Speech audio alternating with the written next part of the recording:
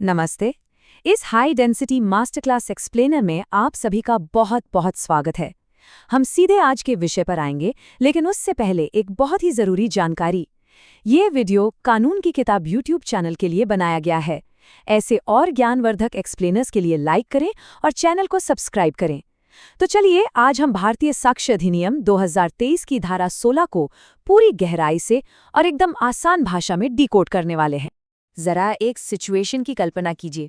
मान लीजिए एक बाजार में एक दुकानदार अपने ग्राहक से जोर से कहता है, हाँ भाई, मैंने ये माल तुम्हें उधार दिया था, अब तुम 3,000 रुपये दे दो।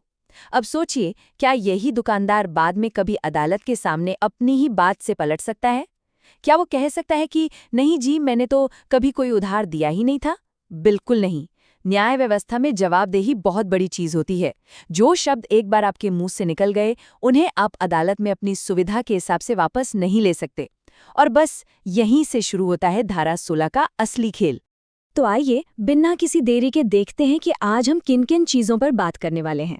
हम शुरुआत करेंगे परिचय से, फिर देखेंगे इसका विधिक विश्लेषण, उसके बाद शर्तें और अपवाद, फिर कुछ मजेदार केस स्टडीज, परीक्षा के लिए कुछ जरूरी सूत्र और अंत में एक ठोस निष्कर्ष।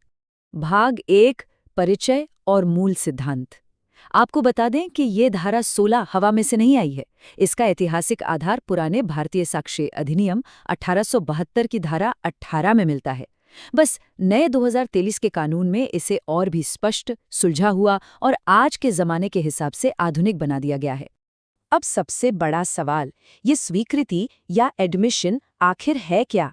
बहुत ही आसान शब्दों में समझें तो जब मुकदमे का कोई पक्षकार, उसका कोई प्रतिनिधि या कोई भी हितबद्ध व्यक्ति खुद अपनी जुबान से किसी तथ्य को सच मान ले और उसे अदालत में एक साक्ष्य यानी सबूत के तौर पर इस्तेमाल किया जाए, तो वो स्वीकृति है। अब आप सोच रहे होंगे कि ये नियम क्यों बनाया गया? अगर ये नियम न हो तो लोग अदालत में रोज अपनी ही बातों से पलटते रहेंगे। पूरा का पूरा न्याय सिस्टम एक मजाक बनकर रह जाएगा। ये बिल्कुल शतरंज के खेल जैसा है। चाल एक बार चल दी तो चल दी, उसे वापस नहीं ले सकते। भाग 2, धारा 16 का विधिक विश्लेषण। आइए अब सीधे कानून की किताब के अंदर चलते हैं और देखते हैं कि कानून आखिर किन लोगों की बातों को इतनी अहमियत देता है। कानून की नज़र में हर किसी की बात स्वीकृति नहीं होती। धारा 16 के तहत सिर्फ 5 खास तरह के लोगों के बयान ही लीगल माने जाते हैं। पहला, मुकदमे का स्वयं पक्षकार यानी पार्टी। दूसरा, उसका अभिकर्ता यानी एजेंट। तीसरा, प्रतिनिधिक पक्षकार यानी कोई रिप्रेजेंटेटिव। चौथा, हितबद्ध व्यक्ति यानी कोई ऐसा इंसान जिसका उस प्रॉपर्टी या मामले में कोई आर्थिक हित या इंटरेस्ट जुड़ा हो। और पांचवा, पूर्व हितधारक यानी प्रेडिसेसर, वह व्यक्ति जिससे वर्तमान मालिक को संपत्ति मिली है। बस ये 5 लोग। अब इसमें एजेंट वाले पॉइंट को थोड़ा और गहराई से समझते हैं। एजेंट को अधिकार या ऑथराइजेशन कैसे मिलता है? इसके 2 तरीके हैं।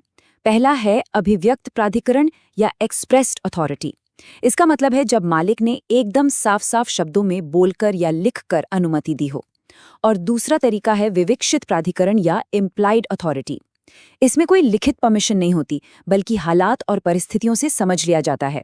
जैसे मान लीजिए एक मैनेजर अपनी कंपनी की तरफ से कोई बिजनेस ईमेल भेजता है।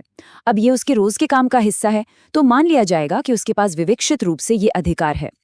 भाग 3, अपवाद और महत्वपूर्ण शर्तें।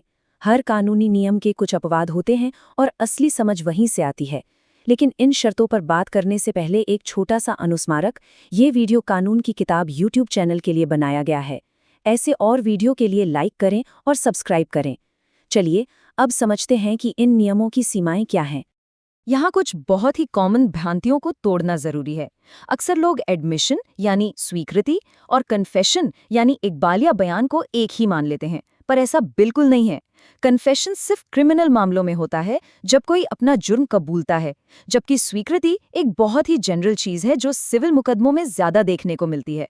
एक और बड़ा मिथक ये है कि वकील ने अदालत में जो कुछ भी कह दिया वो सब मुवक्किल की स्वीकृति मान ली जाएगी। असलियत ये है कि वकील का बयान तभी स्वीकृति माना जाता है जब वो अपनी दी गई कानूनी सीमा के अंदर बात कर रहा हो। उसकी कोई भी निजी राय मुवक्किल के गले नहीं मढ़ी जा सकती। एक बात और, किसी भी बयान को कानूनी रूप से मान्य होने के लिए कुछ बेहद जरूरी शर्तें पार करनी होती है। पहला, जो बात कही गई है वो विवादित तथ्य से जुड़ी होनी चाहिए। दूसरा, हैसियत या कैपेसिटी सही होनी चाहिए। और तीसरी सबसे अहम बात, वो बयान हित के चालू रहने के दौरान कहा गया हो। टाइमिंग सब कुछ है। मान लीजिए किसी ने अपनी जमीन बेच दी। अब बेचने के बाद वो व्यक्ति उस जमीन के बारे में कोई बयान देता है तो क्या वो नए मालिक पर लागू होगा? बिल्कुल नहीं, क्योंकि जब बयान दिया गया तब उसका उस जमीन पर कोई अधिकार ही नहीं बचा था। भाग 4, व्यवहारिक केस स्टडी। सिद्धांत तो हमने बहुत समझ लिए, अब आइए इन्हें असली दुनिया के मामलों में लगाकर देखते हैं कि पुलिस, वकील और जजों के सामने ये नियम कैसे काम करता है। हमारी पहली कहानी है राम प्रसाद की। राम प्रसाद एक ट्रस्ट के ट्रस्टी हैं। एक दिन वो अपने दोस्त के साथ बैठकर चाय पी रहे थे और कैजुअल बातचीत में कह दिया, यार वो जमीन असल में हमारे पड़ोसी शंकर की है। अब सवाल ये है कि क्या राम प्रसाद की इस चाय की टपरी वाली कैजुअल बातचीत को पूरे ट्रस्ट की कानूनी स्वीकृति माना जा सकता है? क्या ट्रस्ट इस बयान से फंस जाएगा? और इसका फैसला है नहीं, ये ट्रस्ट की स्वीकृति बिल्कुल नहीं है। क्यों? क्योंकि धारा 16 की उपधारा 2I एकदम साफ कहती है कि प्रतिनिधिक पक्षकार का बयान तभी लागू होगा जब वो उसी प्रतिनिधिक भूमिका में यानी अपनी ऑफिशियल कैपेसिटी में दिया गया हो। राम प्रसाद ने ये बात एक आम आदमी की तरह अपनी पर्सनल कैपेसिटी में कही थी, ना कि ट्रस्टी की कुर्सी पर बैठकर। अब आते हैं दूसरी कहानी पर। ये सीता देवी का मामला है। सीता देवी ने अपना मकान बेचने से पहले एक बयान दिया था कि ये मकान केवल 1500 वर्ग फीट है। बाद में उन्होंने वो मकान गीता देवी को बेच दिया।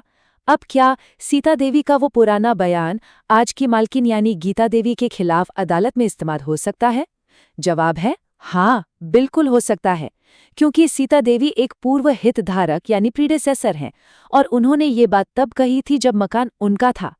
कानून कहता है कि जब आप किसी से संपत्ति खरीदते हैं तो आप उसके पुराने आधिकारिक बयानों के साथ भी बंध जाते हैं। भाग 5, परीक्षा उपयोगी सूत्र। अगर आप लॉ के स्टूडेंट हैं या किसी परीक्षा की तैयारी कर रहे हैं तो पूरा ध्यान यहाँ लगाइए। ये एक बहुत ही quick, high density exam booster segment है। पहला MCQ धारा 16(2)I के अनुसार प्रतिनिधिक पक्षकार का कथन स्वीकृति कब नहीं होगा? अभी हमने रामप्रसाद के केस में यही समझा था। यह तब स्वीकृति नहीं होगा जब वह व्यक्ति अपनी आधिकारिक भूमिका से बाहर आकर अपनी व्यक्तिगत हैसियत में कोई बात कहता है। दूसरा सवाल, पूर्व हितधारक यानी प्रेडिसेसर की स्वीकृति के लिए सबसे अनिवार्य शर्त क्या है? सीता देवी वाला मामला याद कीजिए। इसका सही उत्तर है कथन उस व्यक्ति के हित के चालू रहने के दौरान किया गया हो। अगर प्रॉपर्टी बिक गई है, हित खत्म हो गया है, तो उसके बाद कही गई बात की कोई कानूनी वैल्यू नहीं होती। तीसरा सवाल, अभिकर्ता यानी एजेंट की स्वीकृति के लिए किस तरह का ऑथराइजेशन जरूरी है? इसका उत्तर है कि कानून अभिव्यक्त यानी साफ शब्दों में दिए गए अधिकार को भी मानता है और विविक्षित यानी हालात से समझी गई इम्प्लाइड परमिशन को भी मानता है। दोनों ही पूरी तरह से वैलिड हैं। अब इन 5 श्रेणियों को हमेशा के लिए दिमाग में लॉक करने की कमाल की मेमोरी ट्रिक सुनिए। बस इस मंत्र को याद कर लीजिए। पक्ष अभि, प्रति हित पूर्व। पक्ष मतलब पक्षकार, अभि मतलब अभिकर्ता, प्रति से प्रतिनिधिक, हित से हितबद्ध व्यक्ति और पूर्व से पूर्व हितधारक। इस एक छोटी सी लाइन से आप पूरी की पूरी धारा 16 कभी नहीं भूलेंगे। और अब हम आ गए हैं अपने आखिरी भाग 6 पर, निष्कर्ष और डिजिटल प्रासंगिकता। आप सोच रहे होंगे कि 19वीं सदी के इन पुराने कानूनी सिद्धांतों का आज के इस स्मार्ट डिजिटल युग में क्या काम है। आइए देखते हैं। आज के समय में सिर्फ जुबान से बोले गए शब्द ही नहीं फंसाते। आपका एक कैजुअल व्हाट्सएप मैसेज, बिना सोचे समझे भेजा गया ईमेल या यहाँ तक कि किसी AI टूल द्वारा जनरेट किया गया कम्युनिकेशन भी अदालत में एक मजबूत स्वीकृति बन सकता है, जिससे आप मुकर नहीं सकते। साइबर रिकॉर्ड्स आज के ज़माने के डिजिटल एडमिशंस हैं, जो सीधे धारा 16 के दायरे में आते हैं। इसलिए डिजिटल दुनिया में जो भी लिखें, बहुत सतर्क रहकर लिखें। इस मास्टर क्लास एक्सप्लेनर में हमारे साथ अंत तक बने रहने के लिए आपका बहुत बहुत धन्यवाद। जाने से पहले एक बार फिर याद दिला दें, ये वीडियो कानून की किताब YouTube चैनल के लिए बनाया गया है। ऐसे ही और बेहतरीन वीडियो के लिए लाइक करें और सब्सक्राइब करना बिल्कुल न भूलें। और अंत में बस इस एक गहरी बात के साथ आपको छोड़कर जा रहे हैं, जो शब्द एक बार मुंह से निकल जाएं, वे न्याय की भाषा में अमर हो जाते हैं। कानून की दुनिया में बोले गए शब्दों का वजन बहुत भारी होता है, इसलिए जागरूक रहें, सशक्त बनें और हमेशा सीखते रहें।